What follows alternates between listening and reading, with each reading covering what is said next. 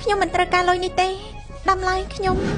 ព្រោះតែរៀបការជាមួយខ្ញុំតែចាំងចៅត្រូវឆ្លោះជាមួយប៉ាគាត់ហើយគាត់បានជួយខ្ញុំច្រើនណាស់រឿងមរតក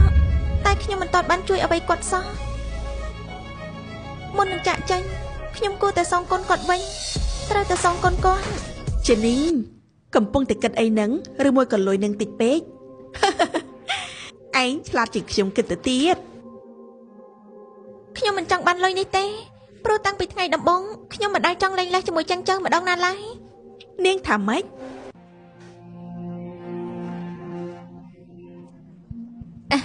ចេននីង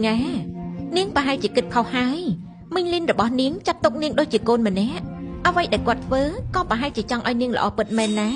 ប៉ុន្តែបើសិនជានាងឆ្លាតតាមតនគាត់ហើយនោះក៏គួរតែទុកមុខឲ្យគាត់ខ្លះផង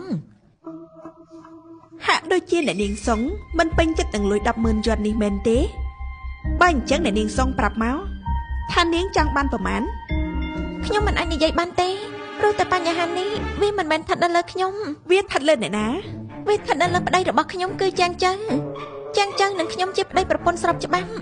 បើសិនជាមានការលែងលះគ្នាពិតមែនខ្ញុំមានសិទ្ធិទទួលបានទ្រព្យសម្បត្តិពាក់កណ្ដាលរបស់គាត់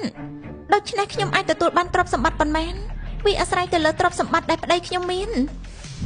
នាងអង្គស្អីបានជាហ៊ានខ្លាំងម្ល៉េះនៅចំពោះមកយើងនឹងហ៊ានសុំទ្រព្យសម្បត្តិពាក់កណ្ដាលរបស់គ្រួសារជាងផងដោយការក្រុងតុងអ្នកដែលធ្វើឲ្យខ្ញុំក្លាហានគឺជាលោកពូជាងនឹងហើយគ្មានអ្នកណាទៀតទេនាងចំមាននេះយ៉ាងម៉េចលោកពូជាងប្រហែលជាមិនទាន់ភ្លេចទេថាលោកពូគឺជាអ្នកទៅផ្ទះគ្រួសារសុងដើម្បីដាក់សំណើសុំរៀបការទៅកាន់ប៉ាម៉ាក់របស់ខ្ញុំបើមិនអញ្ចឹងខ្ញុំមិននឹងអាចយកកិច្ចព្រមព្រៀងនោះមកសម្អាងរៀបការជាមួយចាងចៅបានទៅដូច្នេះមិនខុសទេ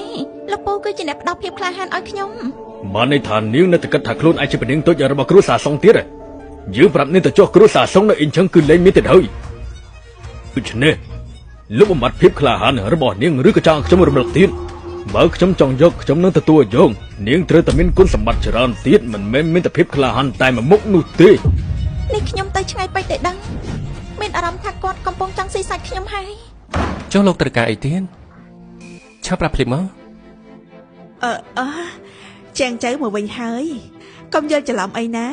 ពួកយើងកំពុងតែជជែកគ្នាលេងជាមួយនឹងចិននីងទេចំណាស់នេះទៅហើយគួរឈប់មានពុតបុតទីទៅទោះបីជាលោកស្រីមិនធុញប៉ុន្តែខ្ញុំធុញខ្លាំងណាស់